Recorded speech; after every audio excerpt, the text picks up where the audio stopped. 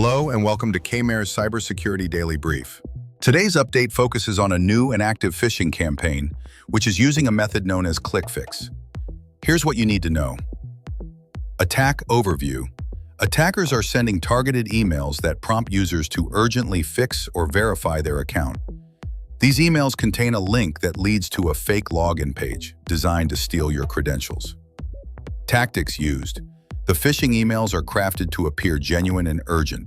Once the link is clicked, users are directed to a deceptive website that looks identical to a familiar service. Entering credentials here hands them directly to the attacker. Who's at risk? Both individuals and organizations are being targeted. Attackers may use the stolen information to access email accounts, internal systems, and sensitive corporate data. Potential impact. A single successful attack can result in unauthorized access to accounts, data breaches, and potential disruption of business operations. Protection measures. Always verify the authenticity of emails and links before clicking. Do not respond to messages requesting urgent account fixes.